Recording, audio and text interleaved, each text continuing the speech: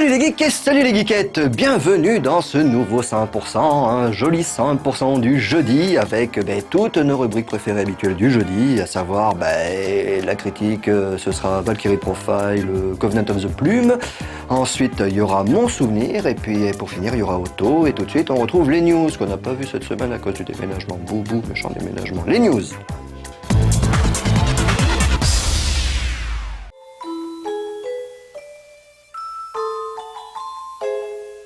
Disgaea est sans doute le jeu qui a fait rentrer Nipponichi au panthéon des développeurs japonais mythiques. En effet, à défaut de révolutionner le genre tactical RPG, la société a réussi à sublimer ce type de jeu en lui ajoutant une dimension comique. Mais ce n'est pas tout, elle possède aussi une profondeur de gameplay toujours inégalée aujourd'hui.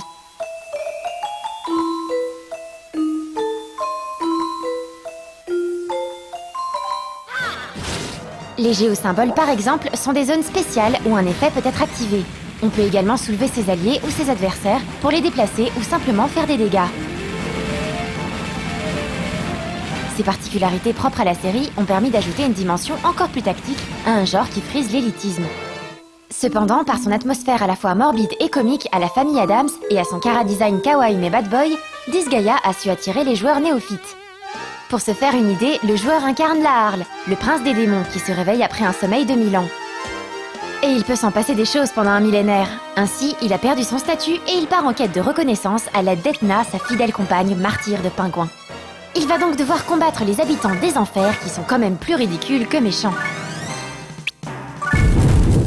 C'est avec cet épisode aujourd'hui adapté sur DS que la série a débuté sur PlayStation 2 à l'époque. Et elle en est actuellement à son 3e épisode sur PS3. Le premier connut un portage sur la portable de Sony. Une critique complète avait d'ailleurs été faite dans un précédent 101%. Aujourd'hui, c'est au tour de la Nintendo DS d'accueillir l'enfant prodige, et bien sûr, quelques concessions ont dû être faites pour qu'une aussi grosse aventure tienne dans une cartouche aussi petite. Ce sont principalement les graphismes et les musiques qui en font les frais. La qualité des textures a subi un changement radical et les sprites des persos sont tout écrasés. Les musiques ont été recomposées en chiptune, mais les mélodies restent les mêmes et donc toujours aussi entraînantes. Quelques voix numérisées apparaissent également au moment opportun. Elles sont intégralement en anglais et il n'est pas possible de les changer, elles sont de toute façon trop rares pour que ce soit gênant.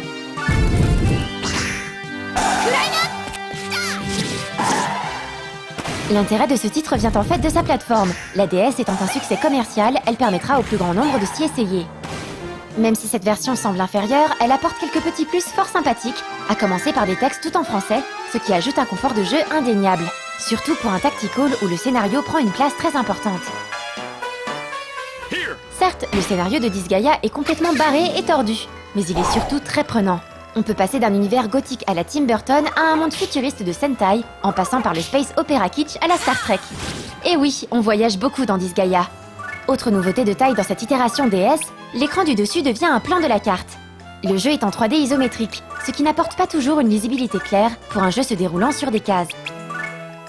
Heureusement, sur l'écran supérieur, un plan en contre-plongée permet de bien visualiser où se situe son équipe, ses adversaires ou encore les géosymboles. Il est ainsi beaucoup plus pratique de se placer de façon pertinente sans louper une case. Pour cette adaptation DS, Disgaea ne bouge pas d'un pouce et heureusement. Toujours aussi chronophage, Disgaea reste toujours aussi agréable. Il en faudra des heures pour atteindre le niveau 9999. Oui, 9999.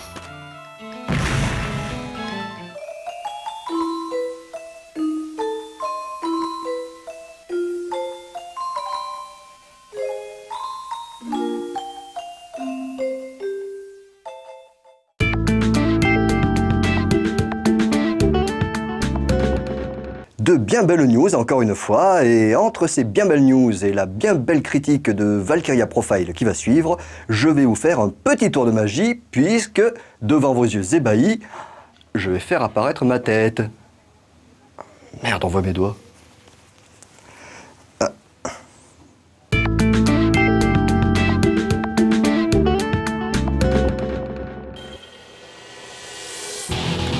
Ces derniers temps, le développeur japonais Tri-Ace n'a pas été épargné par les critiques. La faute à ses dernières productions next-gen, loin d'être irréprochable. Infinite and Discovery, et même dans une moindre mesure Star Ocean 4, ont ainsi été pointés du doigt pour leur réalisation bancale. Pourtant jusque-là, Tri-Ace avait plutôt accumulé des succès, avec entre autres la série des Star Ocean et Valkyrie Profile. Le studio japonais fut notamment loué à l'époque pour le dynamisme et la profondeur du système de combat de ses jeux. Après un épisode réussi sur PS2, un remake sympathique du premier épisode de la série sur PSP, c'est justement Valkyrie Profile qui est de retour sur DS.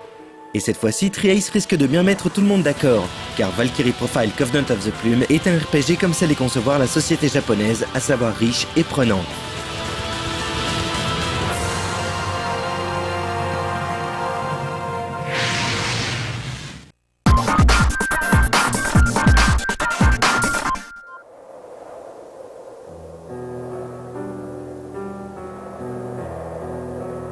Sur les champs de bataille, la mort est inévitable.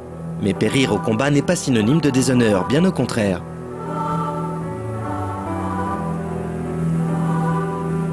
Mourir l'arme à la main est une preuve de bravoure qui ouvre les portes du Valhalla et permet de rejoindre l'armée d'Odin. Mais seuls les plus courageux des soldats peuvent prétendre à un tel honneur.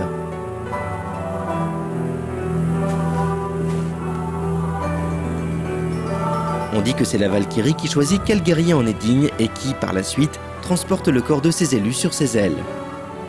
Le père de Wilfred fait partie de ces soldats qui ont rejoint le Valhalla. En signe de reconnaissance, la Valkyrie a laissé derrière elle une plume blanche, symbole de la vaillance dont a fait preuve ce guerrier. Mais si les soldats louent entre eux le courage de ces hommes, les familles ne peuvent que déplorer la perte d'un des leurs. Celle de Wilfred pleure ainsi le père de famille disparu.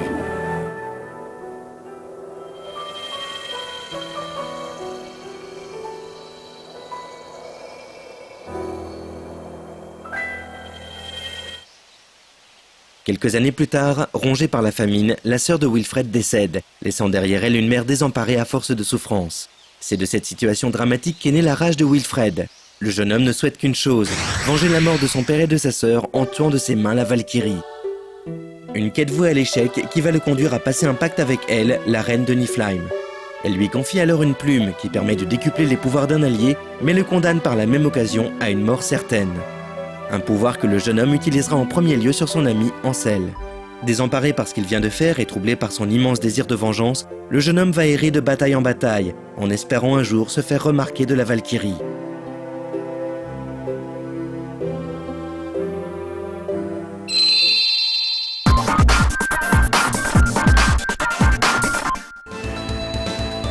Contrairement à ce que l'on connaissait, ce Valkyrie Profile se présente au premier abord comme une sorte de tactical. Un système de jeu exigeant qui demande bien souvent une grande implication de la part du joueur, mais qui colle parfaitement avec cette série de RPG réputée pour sa difficulté. Dans un premier temps, on a donc droit à du grand classique. On déplace ses unités sur un damier, puis on choisit les adversaires que l'on souhaite affronter directement sur la carte. Une fois l'adversaire désigné, on bascule ensuite dans le mode combat. Les connaisseurs retrouveront très vite leur marque lors de ces phases, car tout se déroule comme dans les précédents épisodes. Chacun de ces personnages est lié à l'utilisation d'un bouton. L'armée du joueur ne peut donc être constituée que de 4 combattants. Le but est d'effectuer un maximum de combos en alliant les capacités de chacun. Il faut appuyer en temps réel sur les boutons, tout en veillant à ce que chaque personnage ne loupe pas l'un de ses coups afin que l'enchaînement soit fluide. Et si pendant le combat le compteur de 8 atteint les 100, le joueur peut déclencher l'overkill de l'un de ses personnages. Il s'agit tout simplement d'une grosse furie dévastatrice qui fera perdre une bonne partie de ses HP à l'ennemi. Mais on pourra aussi déclencher ces furies même si l'adversaire n'a plus de points de vie au moment de l'attaque. Gratuit me direz-vous? Eh bien non. Au début de chaque bataille, le joueur aura un certain nombre de points de péché à accumuler.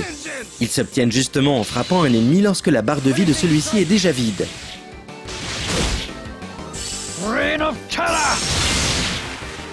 Si le joueur ne parvient pas à remplir son objectif, les combats suivants pourront s'avérer plus difficiles et il n'obtiendra pas toutes les récompenses auxquelles il aurait pu prétendre. L'une des premières choses qui marque l'esprit lorsque l'on joue à Valkyrie Profile Covenant of the Plume, c'est que le jeu est dur, mais alors vraiment très dur. Pour éviter de se laisser littéralement manger par cette difficulté exacerbée, il convient d'adopter la bonne stratégie. Celle-ci consiste à conserver en permanence toutes ses unités groupées. Les attaques isolées ne servent en effet pratiquement à rien, et il faudra impérativement être plusieurs pour achever un ennemi. De même, il faudra également tenter d'isoler les adversaires car ils peuvent eux aussi attaquer en nombre. Cela signifiera presque à coup sûr la mort de l'un ou de tous les personnages du joueur. Il va donc falloir ruser, tenter d'optimiser chaque élément, calculer toutes les offensives, éviter au maximum de se prendre des contre-attaques, bref, réfléchir. Il faudra aussi apprendre à utiliser toutes les capacités de ses personnages. L'une des techniques propres à Wilfred permet par exemple de booster temporairement mais fortement ses pouvoirs. Certaines compétences sont également disponibles en magasin et il ne faudra pas hésiter à les acheter pour les utiliser sur le champ de bataille. Calmer les velléités offensives d'un ennemi, augmenter telle ou telle caractéristique d'un personnage, ou encore agrandir son champ d'action, voilà ce qui pourra faire la différence lors des batailles. Toutefois, le joueur sera tôt ou tard confronté à un adversaire trop puissant pour lui. Pourquoi? Parce que le jeu est mal réglé? En fait, non. C'est une volonté délibérée de la part des développeurs afin de mettre le joueur au pied du mur. Mais cette fois-ci, il ne suffira pas de faire du level up pour s'en sortir. Level up qui est de toute façon rendu quasiment impossible par le système de progression du jeu. Celui-ci ne donne en effet pas l'occasion aux joueurs d'affronter des dizaines de petits ennemis, mais plutôt plusieurs grosses brutes. Non, cette fois-ci, le joueur va devoir faire un choix divin même. Il va devoir utiliser la plume et désigner l'un de ses fidèles compagnons. Tout cela en sachant que la conséquence directe sera la mort définitive de ce personnage à la fin de la bataille. Unto me thy power yield.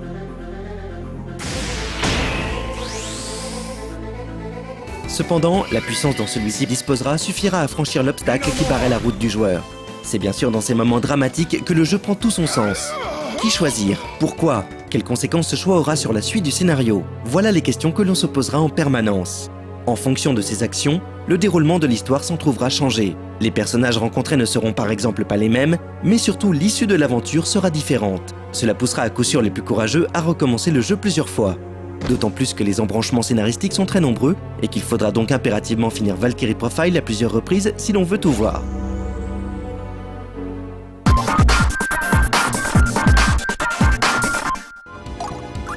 Valkyrie Profile Covenant est une expérience éprouvante mais jouissive. Rarement le joueur aura eu des choix aussi difficiles à faire dans un RPG. Les instants de doute qui en découlent et les minutes qui précèdent l'utilisation de la plume restent au final des moments intenses que l'on se doit de vivre. Le scénario du jeu est en plus bien ficelé, et on se prend vite d'affection pour le personnage torturé de Wilfred. Les musiques de Sakuraba Motoi, qui a repris pour l'occasion quelques compositions du premier épisode, sont elles un plus indéniable pour l'ambiance dramatique du jeu. Quant au graphisme, il reste correct sans pour autant éclater la rétine. Seulement voilà, malgré toutes ces qualités, Valkyrie Profile a peu de chances de trouver son public. Tout d'abord parce que le jeu est intégralement en anglais. Ensuite parce que la difficulté extrême du titre risque de rebuter la plupart des joueurs. Il faudra très souvent recommencer plusieurs fois certaines batailles pour en arriver à bout. C'est d'ailleurs principalement pour cette raison que ce jeu demande une implication de tous les instants de la part du joueur. Chaque mouvement, chaque décision doit être mûrement réfléchie. Valkyrie Profile est donc un excellent jeu, mais il semble, à l'image de son héros, voué à un destin assez sombre. Enfin, on espère vivement se tromper.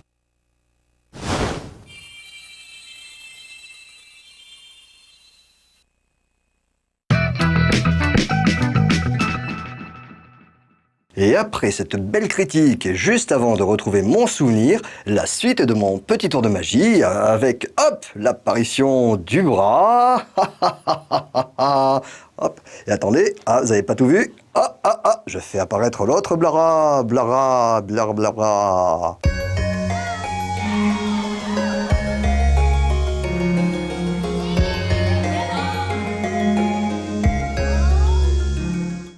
Bon alors, mon souvenir de jeu, c'est en fait Final Fantasy X.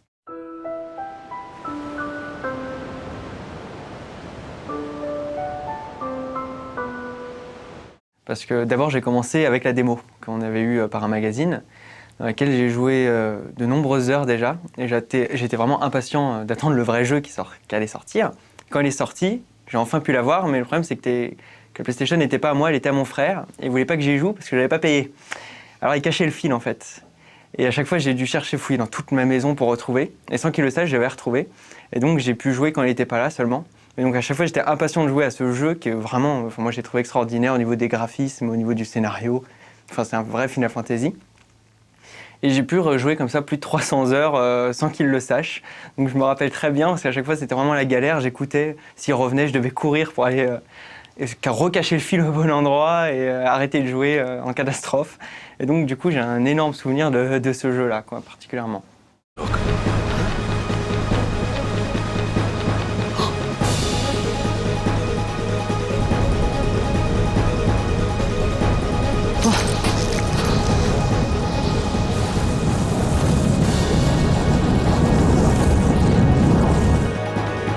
We call it sin.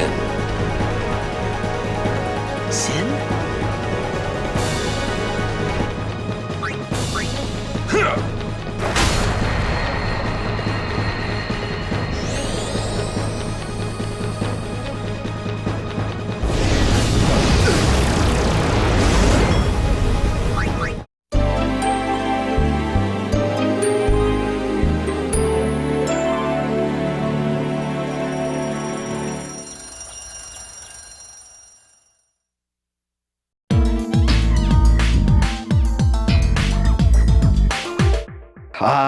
encore un petit tour de magie juste avant de retrouver la douce Caroline dans Otto. Allez, et à présent, devant vos yeux encore plus ébahis, je vais me faire disparaître. Attention, attention, attention. Hop là, vous me voyez plus. J'ai disparu.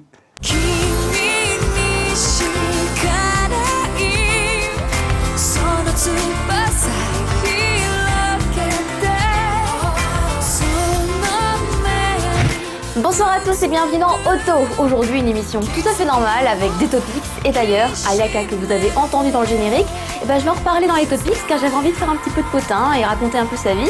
Et on commence tout de suite avec les concerts.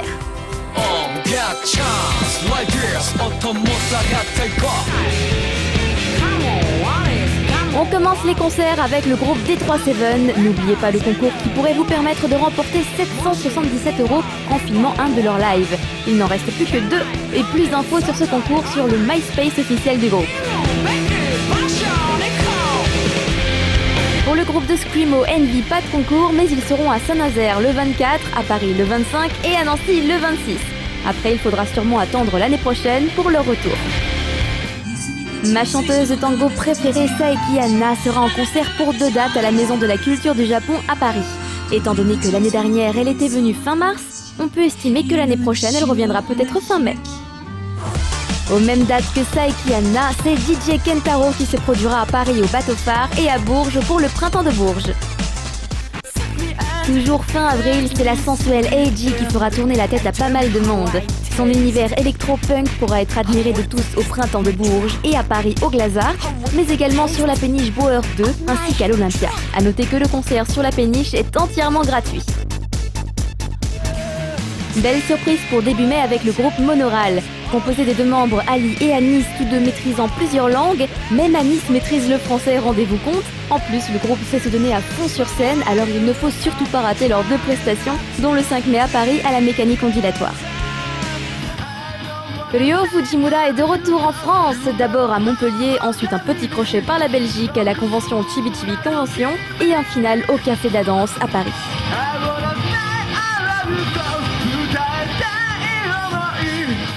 Le groupe électro Gothica est de retour en France pour la 3e fois, mais les Parisiens ne pourront pas en profiter comme l'année dernière. Les heureux chanceux seront ceux proches de Nantes, Perpignan et Toulouse.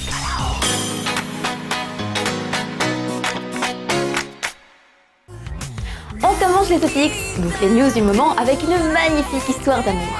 Il s'agit du coup de foudre entre la chanteuse Ayaka et l'acteur Mizushima Hiro. Ils jouaient dans le drama Zettai Kareshi et elle en chantait la chanson thème. C'était durant le printemps 2008 et leur relation est devenue beaucoup plus sérieuse par la suite, à tel point qu'ils ont annoncé dans une conférence de presse officielle début avril qu'ils étaient mariés depuis février. Ils se sont déclarés une nouvelle fois leur amour devant les objectifs des journalistes et que croyez-vous que cela a provoqué ? Eh bien comme par hasard, les 2 albums d'Ayaka ont fait un bond dans les charts. First Message, qui est sorti en 2006, est sorti du néant, du top Oricon, pour arriver à la 72e place. Et Sing to the Sky, donc le 2e album, qui est sorti l'année dernière, est remonté à la 43e place. Une jolie fin, étant donné que la Miss a décidé de mettre sa carrière en suspens à la fin de l'année. Cependant, je prévois un best ou quelque chose du genre, parce qu'il y a pas mal de singles qui sont sortis quand même depuis le 2e album, comme par exemple son tout nouveau single, qui est sorti cette semaine, Yome Omi Katani. On enchaîne avec une mauvaise nouvelle concernant le groupe HYDEP, groupe certainement connu de ceux qui suivent nos lives depuis le début. En effet, le groupe se sépare, mais pas tout à fait comme on l'entend. En fait, Nakamura Hiroshi avait créé le projet HYDEP tout seul. Par la suite, d'autres membres sont venus s'ajouter au projet, et maintenant leur chemin se sépare, il va reprendre les rênes du projet tout seul comme à l'origine. Les membres avaient déjà parlé de cette séparation entre eux, et c'est ensemble qu'ils ont pris cette décision. Ils demandent d'ailleurs aux fans de continuer à soutenir HYDEP ainsi que ses ex-membres.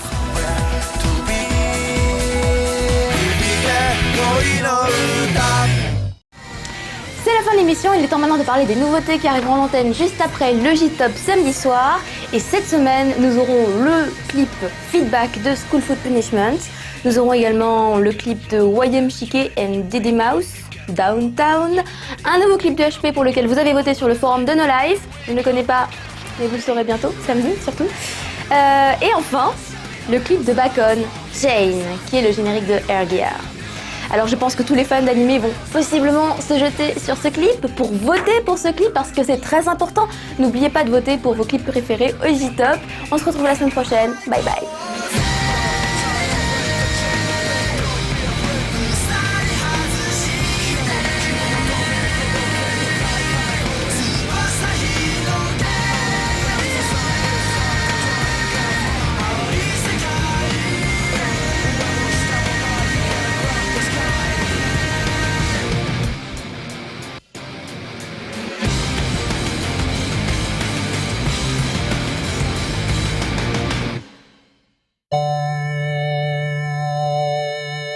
Et c'est déjà la fin de ce 100% un petit peu spécial, avec plein d'illusions, plein de magie, de féerie et d'ésotérisme.